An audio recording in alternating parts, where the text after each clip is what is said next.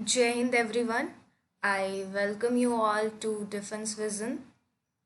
तो आज हम लोग यहाँ पे डिस्कस करने वाले हैं CDS 2 2022 की स्ट्रैटेजी। कैसे हमें प्रिपरेशन स्टार्ट करनी चाहिए, कब करनी चाहिए, कौन सा सही समय है। ठीक है। तो जैसा कि हमारा CDS 1 2022 के एग्ज़ाम्स हो चुके हैं, बहुत लोगों के पेपर बहुत अच्छे गए हैं, बहुत के उतने अच्छे नहीं गए हैं। तो अब उसके बारे में सोच के कोई फ़ायदा नहीं है। जिनके अच्छे गए भी हैं उन्हें नहीं पता कि वो रेकमेंड हो रहे हैं या नहीं हो रहे, क्या पता वो स्क्रीन आउट हो रहे हैं या वो कॉन्फ्रेंस आउट हो रहे हैं। वो तो नहीं जान रहे हो ना आप। हर कोई तो सिलेक्ट नहीं हो सकता है। तो मेरी आपसे यही रिक्वेस्ट या फिर आप इससे एडवाइस मान लो कि जब तक आप रेकमेंड या मेरिट लिस्ट में नहीं आ जाते हो तब तक आप CDS एग्ज़ाम देते रहो। ठीक है। अगर किसी के एग्ज़ाम बहुत अच्छे चले जाते हैं तो उनके मन में आता है कि यार मैं तो अब ऑफिसर बन गया, बट ऐसा चीज़ नहीं होता है। बहुत ज़्यादा सिलेक्शन प्रोसीजर इसका लंबा होता है। और SSB इंटरव्यू कैसा है, ये अगर आप CDS का एग्ज़ाम दे रहे हो तो ऑब्वियसली आपने बहुत सारी चीज़ें सर्च करके रखी होंगी कि कितने दिन का प्रोसीजर होता है, क्या क्या चीज़ें होती है वहाँ पे। फिर आपका मेडिकल आता है, तो ये सारी चीज़ें आई होप आप लोगों को पता होंगी। ठीक है। और जिन लोगों के एग्ज़ाम नहीं अच्छे गए हैं तो अब सोच के कोई फ़ायदा तो है नहीं कि यार मेरा एग्ज़ाम अच्छा नहीं गया, मेरे से नहीं होगा। आप गिव अप मत करो। ठीक है। आप ये अप्रैल के 10 डेज़ जो बचे हुए हैं वो आप लो। आज से आप सोचना शुरू करो।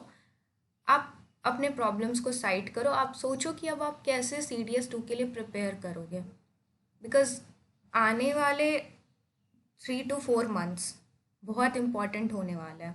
अगर कोई स्टूडेंट ये सोच रहा है, इवन जिनके एग्ज़ाम बहुत अच्छे भी गए हैं, अगर वो ये सोच रहा है कि मैं सॉरी, हाँ, जिनके एग्ज़ाम अच्छे भी गए हैं, अगर वो ये सोच रहे हैं कि मैं अगर फॉर्म भर रहा हूँ CDS 2 2022 का, तो मुझे तो हर चीज़ आता है। देखो, आता है, आई नो। आपके कॉन्सेप्ट्स भी क्लियर होंगे, आप बहुत अच्छे से पेपर भी दे के आए हो। ठीक है। बट होता क्या है ना कि अगर आप उसको रिवाइज नहीं करते रहोगे तो वो आपके माइंड में नहीं रहेगा। ठीक है। जैसे आप रिवाइज करते आते हो तो वो आपके सबकॉन्शियस माइंड में फिट हो जाता है। बट अगर अभी आप उसको 2-3 मंथ के लिए छोड़ दोगे और आप सोचोगे कि लास्ट के टाइम में मैं उसे एक बार बस रीड कर लूँगा और चला जाऊँगा, तो वो आपको बहुत ज़्यादा प्रॉब्लम क्रिएट करने वाला है।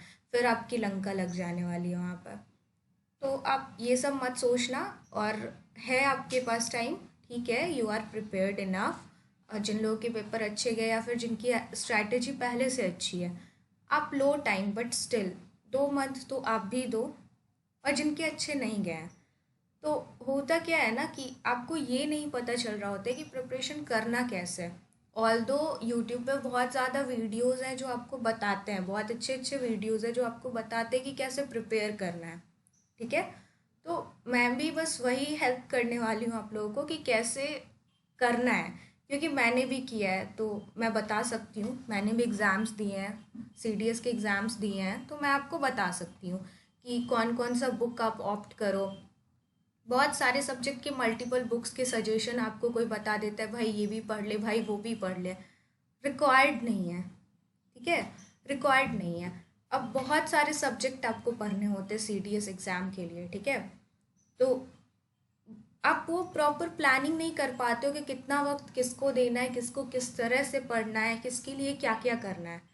बिकॉज आपको ये नहीं पता कि एग्ज़ाम कैसे आ रहा है। वो सिर्फ वही बता सकता है जिसने बैठ के एग्ज़ाम दिया है या जिसने इन सारी चीज़ों को एनालाइज किया है। ठीक है। वो सारी चीज़ें आपको वही बता सकते हैं। तो अब आप डायरेक्टली ये सोच के नहीं कि यार दे के देखते कैसा होगा, तो इसमें एज लिमिट होता है। ठीक है। इसमें आपके पास एज लिमिट है, उसके बाद आप ये फॉर्म फिल नहीं कर सकते हो। तो ये सोच के एग्ज़ाम मत ही दो कि देखते हैं कैसा कैसा पेपर है। या फिर ये, अगर आपको ये चीज़ देखना है तो आप PYQ एनालाइज करो ना, प्रीवियस ईयर क्वेश्चन पेपर हैं UPSC के साइट पे, आप वो एनालाइज करो। फिर आप उस अकॉर्डिंग अपने प्रिपरेशन स्टार्ट करो। ठीक है। तो आज हम लोग वही यहाँ पे डिस्कस करने वाले हैं कि क्या स्ट्रैटेजी होनी चाहिए, सिलेबस क्या होता है, कौन कौन से बुक्स हमें पढ़ने चाहिए, कौन कौन से बुक्स नहीं पढ़ने चाहिए, क्या क्या करना चाहिए, क्या क्या नहीं करना चाहिए, ठीक है। तो फर्स्टली हम लोग स्टार्ट करेंगे इंग्लिश से, जो कि बहुत ज़्यादा स्कोरिंग सब्जेक्ट है, डूएबल सब्जेक्ट है। 120 क्वेश्चंस होते हैं इसमें, जो आपको 100 मार्क्स देते हैं, ठीक है। बच्चे यही नहीं समझ पाते हैं। बच्चे सोचते हैं कि यार मेरी इंग्लिश तो बहुत अच्छी है बचपन से, मैं बहुत अच्छा इंग्लिश बोल लेता हूँ, तो इंग्लिश तो मेरी निकल जाएगी। लेट मी टेल यू, जो बच्चे ये सोच रहे हैं कि मैं बहुत अच्छा इंग्लिश बोल लेता हूँ, मेरी निकल जाएगी, तो आप सबसे बड़ी गलती कर रहे हो। बिकॉज बोलने वाली इंग्लिश इज़ डिफरेंट एंड लिखने वाली इंग्लिश इज़ डिफरेंट, ठीक है। आपने बहुत बार देखा होगा, जो बच्चे हिंदी मीडियम से होंगे, बिहार बोर्ड वाले बच्चे या फिर अदर स्टेट बोर्ड वाले बच्चे, वो लोग इंग्लिश में अच्छे अच्छे मार्क्स लेके आ जाते हैं। और जिनकी इंग्लिश बहुत अच्छी है, जो बहुत अच्छा जिनका स्पोकन है, उनके मार्क्स 50s 60s में रह जाते हैं। रीज़न इज़, वो सोचते हैं मैं बहुत अच्छा बोल लेता हूँ, तो अब वो क्या करेंगे, स्पॉटिंग एरर वाले सेक्शन में वो पढ़ेंगे, वो पढ़ के देखेंगे कि पढ़ने में कैसा लग रहा है। बहुत रॉन्ग अप्रोच है वो, बहुत ही ज़्यादा रॉन्ग अप्रोच है। क्योंकि बोलने में आपको रूल्स के काम नहीं पड़ते हैं, वो एक डिफरेंट काइंड ऑफ थिंग है बोलना, ठीक है। वो एक लैंग्वेज है जो आप स्पीक करते हो, है ना। और लिखने के लिए रूल्स की ज़रूरत होती है कि किसके साथ क्या लगेगा, नाउन के कितने रूल्स होते हैं, प्रोनाउन में इसके बाद क्या लगना चाहिए, ठीक है। एडजेक्टिव के रूल्स होते हैं थोड़े। Preposition most important is preposition, ठीक है। क्लॉज टेस्ट वगैरह में आपको यही चीज़ें हेल्प करती हैं। होता क्या है कि आपके 120 क्वेश्चंस होते हैं, जिसमें आपको 30 to 40 क्वेश्चंस जो होते हैं ना, वो ग्रामर के होते हैं, ठीक है। वो आपकी ग्रामर सेक्शन से होते हैं। बाकी आपके जो 80 to 85 क्वेश्चन होते हैं, वो आपका, आप कितना प्रैक्टिस कर रहे हो, आप ट्रिक्स कैसे ला रहे हो, उसमें इस्तेमाल में ला रहे हो, वहाँ पे आपका माइंड कैसे वर्क कर रहा है। बिकॉज अरेंजमेंट होता है, कॉम्प्रिहेंशन होता है, वो आपकी रीडिंग स्किल पे डिपेंड करता है, ठीक है। ओनली 30% आपका ग्रामर का सेक्शन रहता है, और यहाँ पे सिर्फ आपको एक सब्जेक्ट पढ़ना है, और वो आपको 100 मार्क्स देता है। इफ़ आपका इंग्लिश का पूरा कॉन्सेप्ट क्लियर है, आपको सारे रूल्स रिटेन रह जाते हैं, क्योंकि आप डेली रिवाइज करोगे, तो आपके एग्ज़ाम बहुत अच्छे जाने वाले हैं। 80 85 आपके लिए कुछ नहीं है, ठीक है। पैटर्न सेम होता है इंग्लिश का, उसमें कुछ चेंज नहीं होता है। वही चीज़, वही आपको स्पॉटिंग एरर पूछेंगे, क्लॉज टेस्ट पूछेंगे, synonym, antonym, everything is same, okay. Rules थोड़े डिफरेंट हो जाएंगे, कॉन्सेप्ट सेम रहेगा, क्वेश्चन आपको डिफरेंट कर देगा। कुछ रूल्स ऐसे हैं जिस पे आपको एवरी ईयर क्वेश्चन रहता ही रहता है, आगे हम लोग वो भी डिस्कस करेंगे, ठीक है। तो यहाँ पे आप ये सोचो कि आपको एक सब्जेक्ट 100 मार्क्स दे रहा है, ठीक है। फिर आता है हमारा जीएस सेक्शन। यहाँ पे आपको 6 सब्जेक्ट मिलके 120 क्वेश्चंस होंगे, 6 सब्जेक्ट को मिला के, और 100 मार्क्स दे रहा है। अब आप डिफरेंस देखो, वहाँ पे एक सब्जेक्ट आपको 100 मार्क्स दे रहा था, आप अगर डेली का अभी से 1 घंटा भी दे रहे हो ना इंग्लिश के लिए, that is enough, that is enough. Analyse your PYQ, grammar के रूल्स रिवाइज करो, that is more than enough. अगर आप अभी से, बिकॉज अभी से 3 4 महीने हैं आपके पास। बट जीएस में क्या होता है, सब्जेक्ट बहुत ज़्यादा है, सिलेबस बहुत वास्ट है, ठीक है। और अगर आप ये सोच रहे हो कि 3 to 4 मंथ्स में आप सारे सिलेबस को कवर कर लोगे, तो दैट इज़ नॉट पॉसिबल, ठीक है, that is not possible. But आप ये कर सकते हो, PYQ एनालाइज करके आप ये कर सकते हो कि आप देखो कौन से सेक्शन से क्वेश्चन आ रहे हैं। आने वाले 5 to 6 ईयर्स में जो पेपर हो चुके हैं, उसमें आप ये एनालाइज करो कि कौन से सेक्शन से क्वेश्चन आ रहे हैं, ओके। तो फिर आप वो सेक्शंस पिक करो, उसको आप स्ट्रॉन्ग करो। जीएस में क्या है ना कि आप कोई 2 सब्जेक्ट को अपने स्ट्रॉन्ग कर लो, सिर्फ 2 सब्जेक्ट। जैसे आपने ग्रेजुएशन जिस भी इससे किया हो, जैसे आपने साइंस से किया हो ग्रेजुएशन, तो आपकी साइंस बहुत अच्छी होगी, ठीक है। आपने ग्रेजुएशन कर रखा है आर्ट वाले सब्जेक्ट से, तो आपकी हिस्ट्री, सिविक्स, जोग्राफी, ये सारे सब्जेक्ट बहुत अच्छे होंगे। आप कॉमर्स सेक्शन से हो, तो आपकी इकोनॉमिक्स बहुत अच्छी होगी, ठीक है ना। तो आपको पता है कि आपका स्ट्रॉन्ग पॉइंट क्या है और आपका वीक पॉइंट क्या है। तो उसमें बहुत सारे सब्जेक्ट्स हैं, आप पिक करो। और आप ये भी देखो कि कौन से सब्जेक्ट का वेटेज सबसे ज़्यादा है और कौन सा सब्जेक्ट पढ़ के आपको कोई फ़ायदा नहीं होगा। अगर आप 6 महीने 7 महीने उसको लेके बैठ रहे हो, स्टिल यू डोंट नो कि कहाँ से क्वेश्चन आ रहा है। ठीक है। और कौन सा सब्जेक्ट आप पढ़ रहे हो टॉपिक वाइज और आप उसके नोट्स प्रॉपर बना के आप बस उसको रिवाइज कर रहे हो, तो उससे आपको 100% क्वेश्चन आ रहा है, मिल रहा है आपको वहाँ पे क्वेश्चन। वो भी हम डिसाइड करेंगे कि किस सब्जेक्ट पे आप टाइम नहीं भी दोगे तो चलेगा और कौन सा सब्जेक्ट कितना इम्पॉर्टेंट है। ठीक है। तो आप यहाँ पे ये देखो कि 6 सब्जेक्ट मिलके आपको 100 मार्क्स दे रहे हैं, तो इंग्लिश को छोड़ना मत, इंग्लिश को प्रायोरिटी पे रखो। डेली अभी से 1 आवर तो दो, फिर आप उसको बढ़ाओ। अभी मैं ये नहीं कह रही हूँ कि आप 8 घंटे 9 घंटे इसको लेके बैठो, सारे सब्जेक्ट को आप स्टार्ट करो 2 आवर्स से, 2 to 3 आवर्स से। कोई 2 GS के सब्जेक्ट पिक कर लो जो आपको लगे कि आप साथ में कर सकते हो, और साथ में इंग्लिश रखो। ठीक है। चलो, अब आते हैं कि इंग्लिश पढ़े कैसे। ठीक है। आपको करना कुछ नहीं है। ठीक है। आपको करना ये है कि इंग्लिश ग्रामर एंड कॉम्पोजिशन जो रेन एंड मार्टिन की बुक आती है, आप उससे रूल्स देख लो, आप उससे पार्ट्स ऑफ स्पीच के आपके कॉन्सेप्ट क्लियर कर लो। बिकॉज पार्ट्स ऑफ स्पीच आपको अंडरलाइन करके पूछता है कि whether it is preposition, conjunction और व्हाट, है ना। तो बचपन से जो आपने इंग्लिश पढ़ी है वो आपको यहाँ काम नहीं आने वाली है। बचपन में हमें कुछ सिलेक्टेड वर्ड दे देते हैं नाउन के लिए, जैसे कि प्लेस का नेम, किसी और का, किसी पर्सन का नाम, किसी थिंग का नाम इज़ नाउन। वो आपको यहाँ पे काम नहीं आने वाला है। यहाँ पे सेंटेंस के अकॉर्डिंग होता है कि नाउन कौन सा है, प्रोनाउन कौन सा है। तो उसके लिए आपको बहुत स्ट्रॉन्ग अपना पकड़ बनाना होगा पार्ट्स ऑफ स्पीच पे, उसके क्या क्या रूल्स हैं उस पर। ठीक है। तो आप पहले इससे अपने वो सारे कॉन्सेप्ट क्लियर कर लो। देन एक बुक आती है ऑब्जेक्टिव इंग्लिश की। ठीक है। Objective English, if you want, तो उसमें बहुत सारे क्वेश्चंस होते हैं, आप उसे सॉल्व कर सकते हो कॉन्सेप्ट क्लियर करने के बाद। बट मैं प्रेफर करूँगी कि आप PYQ सॉल्व करो। ठीक है। PYQ इसलिए मैं बोल रही हूँ सॉल्व करो बिकॉज वही पैटर्न आपको आएंगे, आपको उससे ये पता चल जाएगा कि किस अकॉर्डिंग क्वेश्चन आ रहा है, आपके उसके साथ रूल्स रिवाइज होते रहेंगे। थिंग इज, जैसे आप स्पॉटिंग एरर कर रहे हो, ठीक है, आप जैसे स्पॉटिंग एरर कर रहे हो, तो आपने 10 क्वेश्चन सॉल्व किया, आप नाउ मैच इट कि आपके कितने क्वेश्चन सही हो रहे हैं, कितने गलत हो रहे हैं। और आपने जो जो क्वेश्चन सही किया उसमें आपने कौन सा कॉन्सेप्ट लगाया कि हाँ इसके लिए ये रॉन्ग है। ठीक है।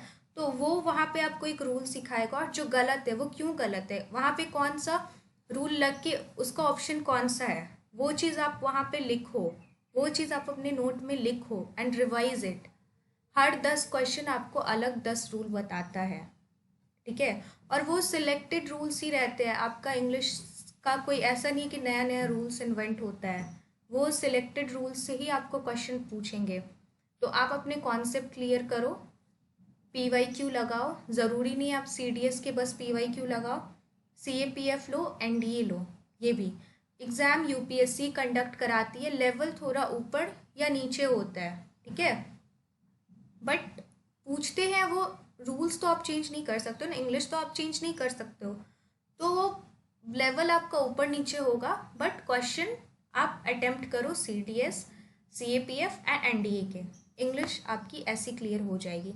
इफ़ यू हैव टाइम, अगर आपको टाइम बच रहा है, ठीक है, तो बहुत सारे ऐसे पेजेस होते हैं। ठीक है। बहुत सारे ऐसे पेजेस हैं जो डेली के वोकैब डालते हैं। अब ये पॉसिबल नहीं है आपको कि आप इतने सारे वोकैब रट लो। ठीक है। वो नहीं है आपसे पॉसिबल, और यू डोंट नो कि वो कहाँ से क्वेश्चन पूछ रहे हैं, तो वो एक स्मार्ट वर्क नहीं है, वो बहुत लेंदी प्रोसेस है। और रट के जा रहे हो, फिर वहाँ पे आप निगेटिव लेके आओगे, क्योंकि रटा हुआ चीज़ आपके माइंड में वहाँ पे जम्बल्ड अप हो जाएंगे और आप सोच नहीं पाओगे। ठीक है। अगर आप कोई ऐसा साइट फॉलो कर रहे हो या फिर कुछ भी ऐसा पेज फॉलो कर रहे हो जिनके क्वेश्चंस या जिनके वोकैब आज तक आते रहे हैं CDS में, जिन्हें लगता है कि हाँ मेरे ही वोकैब्स जो मैं पढ़ाता हूँ वही आते हैं, तो आप फॉलो करो। अगर वो 5 से 7 वर्ड्स डेली दे रहे हैं, तो उसको रिटेन रखना कोई बहुत बड़ी बात नहीं है, यू कैन। तो आप उतना कर सकते हो। और अगर उससे क्वेश्चन आपके नहीं भी आ रहा है, स्टिल आपकी वो कैप तो अच्छी हो जाएगी ना आगे के लिए। आप एसएसबी में लेक्चरेट में उसको यूज़ कर सकते हो। ठीक है, आप ग्रुप डिस्कशन में अपने बोलने के इसमें आप उसको यूज़ कर सकते हो। जब आप अपना स्पीच डिलीवर कर रहे हो, जब आप अपने पॉइंट्स रख रहे हो, तो आप न्यू न्यू वर्ड्स ऐड करके उसमें आप अपने स्टोरी को बहुत अच्छा बना सकते हो। तो ये सारी चीज़ें आपको, आप कोई भी एक्स्ट्रा चीज़ पढ़ रहे हो तो वो आपको कभी ना कभी काम देगा। तो अगर आपको लग रहा है, वैसे नहीं भी करोगे कोई बात नहीं, एलिमिनेशन से सिनोनिम्स एंटोनिम्स बन जाएंगे आपके। या फिर आप पूरा उसको स्किप भी कर सकते हो। 10 क्वेश्चंस आते हैं, तो अगर आपके पास टाइम, बहुत बच्चे बोलते हैं कि 70 अटेम्प्ट हो पाए, 80 अटेम्प्ट हो पाए, तो आप चाहो भी तो उसको स्किप करोगे ना। स्टिल आप अगर 100 में ही अपना 100% फोकस दे रहे हो, 100 क्वेश्चंस में, वो आपको 80+ मार्क्स दिलवाएंगे अगर आप मिस्टेक नहीं कर रहे हो तो, है ना। तो इंग्लिश के लिए आप इतना करो। जीएस में आता है पॉलिटी पे। अब लक्ष्मीकांत बुक के बारे में कौन नहीं जानता है। यूपीएससी एस्पायरेंट है, और लक्ष्मीकांत बहुत हेल्पफुल बुक है। बहुत, ये बुक बिल्कुल नॉवेल की तरह है। लोग सोचते हैं लक्ष्मीकांत बहुत ज़्यादा टफ है, इतनी मोटी बुक है, कैसे पढूं कैसे पढूं। बहुत, जब आप इसके कॉन्सेप्ट समझ गए ना, आपको इस बुक से ज़्यादा इजी कुछ नहीं लगेगा। ट्रस्ट मी, कुछ भी नहीं लगेगा। आई नो बहुत मोटी बुक है, 80 चैप्टर्स हैं इसमें, सारे चैप्टर नहीं पढ़ने होते हैं। मैंने क्यों बोला कि आप प्रीवियस ईयर क्वेश्चन एनालाइज करो, उससे आपको ये पता चलेगा कि हाँ कौन से सेक्शन से कितने क्वेश्चन आते हैं, कौन से सेक्शन से यूपीएससी हर बार क्वेश्चन डालता है। तो आप वो सेक्शन को मल्टीपल टाइम रिवाइज करो, आप वो सेक्शन के अच्छे अच्छे नोट्स बनाओ अपने। मेरे भी नोट्स हैं, 75-80 पेजेस के मेरे नोट्स हैं, हर चीज़ मेंशन है। ठीक है, आप वो नोट्स ही आप डेली रिवाइज करोगे ना। आप पूरे पीवाईक्यू सॉल्व करना, आपको कोई ऐसा क्वेश्चन नहीं होगा पॉलिटी का जो मेरे नोट्स में आपको नहीं मिलेगा। ठीक है, बहुत बच्चों ने मेरे नोट्स से पढ़ाई की और बहुत अच्छे अच्छे कमेंट्स आए मुझे, इसीलिए मैं ये चीज़ बोल रही हूँ। बट अगर आप ऐसा नहीं कर रहे हो, देखो बात क्या है ना, हाँ लक्ष्मीकांत बहुत मोटी बुक है और इसके कॉन्सेप्ट आपको समझने में वक्त लगेगा। फर्स्ट रीड आप लगा रहे हो, बहुत मोटी बुक है, आपको लग जाएगा 1 मंथ फर्स्ट रीड लगाने में, और सिर्फ first read is not enough. और फर्स्ट टाइम में आप अगर नोट्स भी बना रहे हो तो वो आपकी किसी काम की नहीं, क्योंकि उस वक्त आपके कॉन्सेप्ट क्लियर नहीं होते हैं, है ना। तो आप ऐसा कर सकते हो कि आप कोई भी अगर नोट्स प्रोवाइड कर रहा है आपको, या फिर मेरे ही नोट्स आप लेके रखो, या फिर आप, अगर आप कंफर्टेबल हो कि आप फर्स्ट रीड के बाद सेकंड रीड कर रहे हो, तो आप सेकंड रीड में अपने खुद के नोट्स बना लो। बट अगर आपके पास उतना टाइम नहीं है, क्योंकि सब्जेक्ट बहुत है और टाइम बस 3 से 4 मंथ है, और आप किसी कोचिंग इंस्टीट्यूट से भी नहीं जुड़े हुए हो, अगर आप जुड़े हुए हो देन तो वो आपके कॉन्सेप्ट ऑब्वियसली क्लियर करवाएंगे ही करवाएंगे। बट अगर आप नहीं जुड़े हुए हो, ठीक है, तो आप नोट्स ले लो, आप एक बार ये बुक रीड करो, देन वो नोट्स रीड करो। डेली कुछ कुछ टॉपिक्स उठाओ और वो टॉपिक को आप डेली रीड करते जाओ। तो उससे आपको होता क्या है ना, बच्चे बोलते बहुत आर्टिकल है कैसे याद होगा। याद नहीं करना है यार, आप बस डेली उसे रीड तो करो। आपको एग्जाम में ऑप्शन देखते ही क्लिक करेगा कि नहीं ये आर्टिकल यहाँ था, ये आर्टिकल यहाँ था। ट्रस्ट मी, ऐसा होता है अगर आप डेली रीड करोगे तो। और नोट्स बहुत इंपॉर्टेंट रोल प्ले करता है। ठीक है, मैं भी स्टूडेंट्स को पढ़ाती हूँ, और ट्रस्ट में पढ़ाने के बाद उनका यही कहना होता है कि पॉलिटी से ज़्यादा इजी सब्जेक्ट कुछ नहीं होता है। और इतने मल्टीपल टाइम्स हम लोग उसको कनेक्ट कर करके एक दूसरे चीज़ों से पढ़ते हैं कि अगर कोई खड़ा करके उनसे कभी भी पूछ दे, नींद में भी पूछ दे, तो वो बोलेंगे कि हाँ इसका ये आर्टिकल होगा, जबकि उन्होंने कभी रटा नहीं है। वो बस मल्टीपल टाइम उसे रीड करते हैं। तो आप ऐसा करो, फर्स्ट रीड लगाओ। ठीक है, 15 डेज में भी ई बुक को आप ख़त्म कर सकते हो। उसकी भी एक प्रॉपर स्ट्रैटेजी है कि कौन से चैप्टर के बाद आप क्या पढ़ोगे। आप 15 डेज में भी उसे कंप्लीट कर सकते हो फर्स्ट रीडिंग। आप बस फर्स्ट टाइम रीड करो। सेकेंड टाइम जब आप इसे रीड करने बैठोगे तो आपके माइंड में क्लिक करेगा, हाँ यार ये तो पढ़ा था, ये तो पढ़ा था, तो वो आपके सबकॉन्शियस माइंड में फीड होता जाएगा। देन आप नोट्स बनाओ। इफ़ आप नहीं बना पाते हो देन आप मेरे से कांटेक्ट करो। मेरे 75 पेजेस के नोट्स हैं, 75 to 80 पेजेस के, और that is more than enough. अगर आप उतने के कॉन्सेप्ट ही समझ लेते हो that is more than enough. But आप अगर ये सोच रहे हो कि सिर्फ एक रीड करके पॉलिटी हो जाएगी तो नहीं होगी। और पॉलिटी एक ऐसा सब्जेक्ट है, अगर आपके इसके कॉन्सेप्ट क्लियर हो गए, 17 to 20 क्वेश्चन आते हैं, सारे क्वेश्चन आपको नोन टॉपिक से लगेंगे, एक भी क्वेश्चन आपको नहीं लगेगा कि मैंने नहीं पढ़ा है। ठीक है, तो यहाँ पे पॉलिटी की बात तो ख़त्म हो गई। Now geography.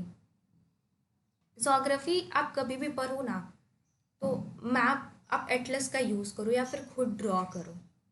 Reason is location based question बहुत आता है। अगर आप एटलस लेके पढ़ रहे हो तो आपको पता चल जाएगा। आप बार बार एटलस को देख रहे हो ना, आप बुक पढ़ रहे हो फिर एटलस देख रहे हो, तो आपको पता है कि हाँ ये जगह यहाँ है। तो कभी किसी जगह का सीक्वेंस आपसे पूछ देगा तो आपके माइंड में तुरंत क्लिक करेगा कि हाँ ये तो यहाँ था। तो कभी भी ज्योग्राफी विदाउट मैप मत पढ़ना। अगर आपकी ड्राइंग ज़्यादा अच्छी नहीं है, इट्स ओके, स्टिल आप कैसे भी ड्राइंग करो, बट आप बनाओ। ठीक है, आप उसको बनाओ, वो आपके लिए ज़्यादा बेनिफिशियल होगी रैदर देन आप बुक बस रीड कर रहे हो। बिकॉज ये सारी एक्सपीरियंस की चीज़ें, और ट्रस्ट में जोग्राफी बहुत इंटरेस्टिंग है। आप सोचो, आपको पता होगा कि कौन सी जगह कहाँ है, आप अपने फ्रेंड्स को गाइड कर सकते हो कि किसी को अगर नहीं पता है कि यार ये यहाँ कहाँ ऐसे वैसे, अगर वो फंस रहा है तो आप बोलोगे नहीं यार ये यहाँ है। बहुत ज़्यादा इंटरेस्टिंग सब्जेक्ट है ये, और इसमें कुछ नहीं करना है। 11th की 2 NCERT है, उससे आपके 80% क्वेश्चन रहते हैं। 11th की NCERT से 80% क्वेश्चन रहता है। 12th से बाकी के 20% क्वेश्चन आपको रहेंगे। उसमें भी सारे चैप्टर्स नहीं पढ़ने होते 12th में, कुछ ही चैप्टर्स पे आपको फोकस करना होता है। इसके लिए भी मेरे नोट्स हैं, यू कैन कॉन्टैक्ट मी, मैं कॉन्टैक्ट नंबर डिस्क्रिप्शन में डाल दूँगी। You can contact me there, WhatsApp पे आप टेक्स्ट करो अगर आपको नोट्स चाहिए, तो मैं आपके इसके नोट्स प्रोवाइड कर दूँगी। ठीक है, फिर आता है कि पढ़ना कैसे है। देखो 11th की जो NCERT बहुत पतली पतली 2 बुक है, वो ऑलरेडी नोट्स के फॉर्मेट में, आप बस उसे ऑब्जर्व करो कैसे क्या होता है, टाइम कैसे निकलता है, उसके कॉन्सेप्ट को क्लियर करो, आपके लिए बहुत आसान हो जाने वाला है। ट्रस्ट मी, बहुत आसान, बहुत इंटरेस्टिंग सब्जेक्ट है ये जोग्राफी। इस 4 बुक के अलावा बहुत लोग आपको बोलते हैं GC लियोंग पढ़ लो, रिक्वायर्ड नहीं है, नो नीड, मत पढ़ना, बहुत वक्त लेगा। उतना में आप, अगर आपको कोई बोल रहा है GC लियोंग, वो पढ़ने में आपको जितना टाइम लगता है उतना में आप इसमें सेकेंड टू थर्ड रीड लगा दोगे, और वो आपको आपके ज़्यादा कॉन्सेप्ट क्लियर करेंगे। ठीक है, फिर आते हैं हिस्ट्री। हिस्ट्री के 3 पार्ट होते हैं, मॉडर्न, मिडाइवल एंड एंशिएंट। होता क्या है ना, हिस्ट्री बहुत ज़्यादा वास्ट होती है और आपको पता नहीं है। आप अगर पूरा हिस्ट्री भी जान रहे हो, एंशिएंट पढ़ रहे हो, मिडाइवल पढ़ लिया आपने, मॉडर्न पढ़ लिया या फिर पढ़ोगे, स्टिल आप क्वेश्चंस खोज के देख लेना, आपको लगेगा ही नहीं जो जहाँ से वो लोग क्वेश्चन पूछते हैं पता नहीं कहाँ से क्या पूछते हैं, आपको लगेगा ही नहीं पढ़ने के बाद भी कि हाँ मैंने ये पढ़ा है। वो क्वेश्चन ऐसा पूछते हैं कहीं से भी। और हिस्ट्री बहुत वास्ट है, आप हर चीज़ नहीं पढ़ सकते हो। स्टिल आप अगर चाहते हो कि नहीं मुझे हिस्ट्री भी करनी है, आप मॉडर्न हिस्ट्री पढ़ लो। एंशिएंट एंड मिडाइवल के कुछ कुछ इंपॉर्टेंट टॉपिक्स हैं, आप बस उस पर फोकस कर लो। मैं एक सेपरेट वीडियो बनाऊंगी कि हिस्ट्री के कौन कौन से चैप्टर्स इंपॉर्टेंट है या फिर कौन कौन से टॉपिक्स है जो आपको स्किप नहीं करनी चाहिए, जिससे हर बार क्वेश्चन आता है, मैं उस पर एक अलग वीडियो बनाऊंगी। बट देखो, नीड नहीं है कि आप 6-7 मंथ टाइम दे रहे हो, अभी तो 3 to 4 मंथ्स ही हैं, तो उसमें पॉसिबल नहीं है कि आप हिस्ट्री कंप्लीट कर पाओ। स्टिल आप अगर मॉडर्न हिस्ट्री के स्पेक्ट्रम पढ़ लेते हो तो एक रीड से आपका कुछ होने वाला है नहीं, है ना। एक रीड से कुछ आपको रिटेन नहीं रहने वाला है। बट कुछ इंपॉर्टेंट टॉपिक्स है, जैसे रिवॉल्ट जो हुआ था हमारा, ठीक है, सिपॉय म्यूटिनी जो हुआ था हमारा, फर्स्ट वॉर ऑफ इंडिपेंडेंस जिसे कहते हैं, फिर गांधीयन एरा था, इंडियन नेशनल कांग्रेस के सेशंस, फिर से इंडियन नेशनल आर्मी, ये सारे कुछ इंपॉर्टेंट टॉपिक्स है। तो आप उसको स्किप मत करना। अगर आपको लगता है कि नहीं मुझे हिस्ट्री भी करनी चाहिए तो आप करो, बट कुछ इंपॉर्टेंट एरियाज ऐसे हैं जिससे हर बार क्वेश्चंस आते हैं, तो वो आई विल गाइड यू कि आपको क्या कैसे करना है। वो मैं एक नेक्स्ट वीडियो बनाऊंगी, वो आप उसमें वॉच कर लेना। तो उसके लिए आप स्पेक्ट्रम एक बुक है वो पढ़ो। उतना ज़्यादा आपको एंशियंट और इसमें नहीं जाना है, मैं टॉपिक्स बता दूंगी कि कौन कौन से पढ़ने। यूट्यूब पे वीडियोस अवेलेबल हैं यार, बहुत सारे वीडियोस अवेलेबल हैं, आप उसको वॉच कर लो, आपके कॉन्सेप्ट क्लियर हो जाएंगे। एटलीस्ट आपको पता चल जाएगा कि हाँ तब ये हुआ था और इसके बाद ये हुआ था, एटलीस्ट आपको क्रोनोलॉजी पता चल जाएगी। कभी कभी कौन वॉर के सीक्वेंस आपसे पूछ लेते कि कौन सा वॉर कब हुआ था, इसे सीक्वेंस में लगाओ, ऐसा भी क्वेश्चन आता है।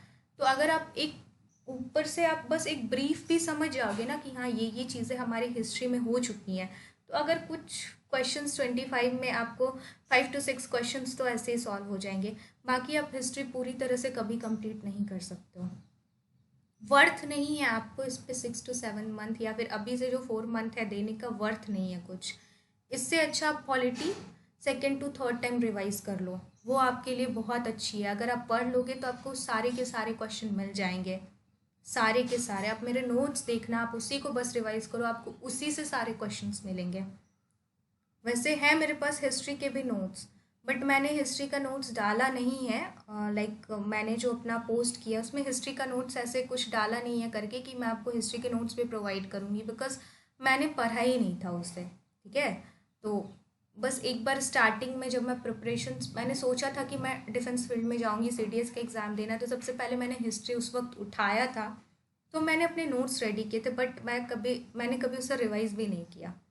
ठीक है, तो इसलिए अगर आपको चाहिए तो मैं वो प्रोवाइड कर सकती हूँ, बट वर्थ नहीं है ना। तो हिस्ट्री का हो गया।